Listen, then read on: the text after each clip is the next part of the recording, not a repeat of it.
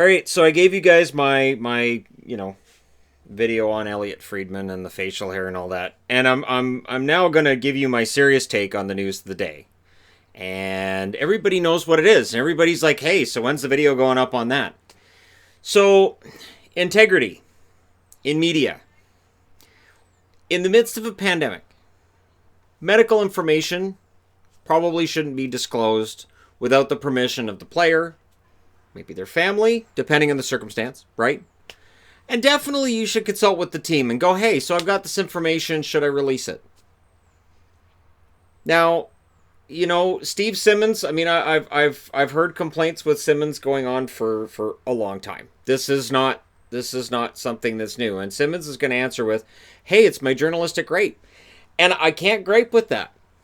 But I've had this channel for 4 years, and I've had people email me information to do with the Blackhawks, to do with Phoenix, to do with New York, to do with LA, to do with Vancouver, Boston, you name it. And I get information, I go, wow, that's a juicy, salacious rumor. Now, I can do a video where I report on a rumor and likely lose a source. And not only that, but yeah, I could profit off of said rumor. I could profit off of that moment in time. And I could have a video that goes viral and everybody's like, oh, wow, look, Shannon broke the news. Because there's times where I do news videos, people are like, well, Shannon just talks about the news from Sportsnet, TSN and ESPN. He doesn't break anything himself. That doesn't mean I don't get information. It means I'm saying, look, I can report this. This is out there in the public sphere. You guys can come on and watch a video where I'll collect things together and report on it. Other channels on YouTube do the same thing.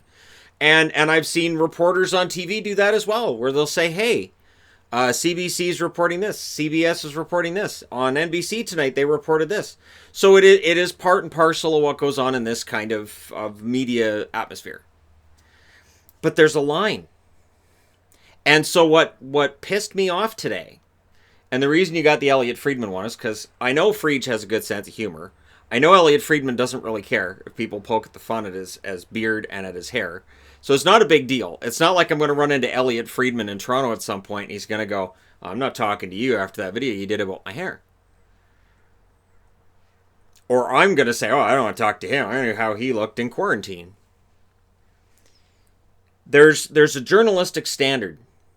And for some reason, and this is something I've talked about before, people are more worried about being first than being right. They're more worried about making sure your eyeballs are on their article or their video or whatever before everybody else's. Now on this channel, I've done my best to make sure that if I can get the news up before it's on TSN and Sportsnet, I go through Twitter and I might find it. But again, it's through regular sources.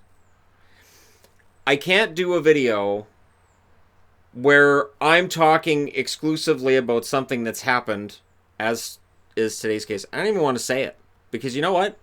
It shouldn't be out there. But it proves why the NHL's policy has been, like today. We had 3 players test positive, 2 staff members test positive. We have shut down the training facility to go through phase 2 protocols and, do the testing necessary. And again, immediately it's shut everything down. That's it. Shut everything down. We know they've been out in the general public. As soon as I saw Tyler Seguin at protest last week, I went, well, there goes that. There goes that. So would I be surprised if Seguin right now were to test positive? Not really. No. Is it my place to know? No, it's not policy. And when you see people melting down when a name is attached to it, that's a huge... And I guess we have been conditioned as fans to think we have a right to know. We don't. So here's the example I'll use. Let us just say that a player, Bob Jackson, I don't know, Bobby Jackson, he has cancer. And you're a reporter, and you catch wind that he has cancer. Do you report it? No. If you have any integrity, you don't report it. It's not your place to tell everybody. At that point, yes, it's news. It's also gossip. It's, hey guys, guess what I heard? Hey, Hey, look what I heard. And I know media does it. This is why I don't just consume one news source. I know it's more than one media source that does it. That's why I always make sure I'm browsing around, and I've limited myself now to 1 hour of TV news. Most of the news I look at is newspapers online, because that's where most of them get their information from anyways. It's important that as we look towards phase 3 and phase 4 and when those are going to happen, that we don't overreact either way. So let's say that the NHL has all the players come in and none of them test positive. Cool. But there are false negatives. There are also false positives. So you can't, look at this. It is kind of playing whack-a-mole, and it's something they're learning about along the way. But the overreactions on one side and the other are just, to me, it's kind of crazy. I just think the integrity part is important. Now, I, as a YouTuber, and I even said to Yvonne today, I said, I kind of feel like, if I was in this just for just for the hits, and just I could just splatter that name on there. I could even load up the software I have that does all the really cool graphics. The only reason I don't do cool graphics for thumbnails is they don't work. I've tried it, and the view counts actually went down in ones where I did custom graphics. I was like, okay, so custom graphics do not work for my material. Got it. Where I was spending more time, custom graphics and make sure this is nice and that's nice, and it just doesn't work. So the only time I use any kind of custom graphic is for playoff previews. And that's basically it. And season previews, of course, as well. And that's it. In this time where there's so much stress, and 2020's really been a ball of crap, we're on edge on both sides of the coin, wherever our opinions may lie. But yeah, I can't deny that there has to be some level of integrity, so that anybody who's confided in me about something they heard about, the locker room situation going on.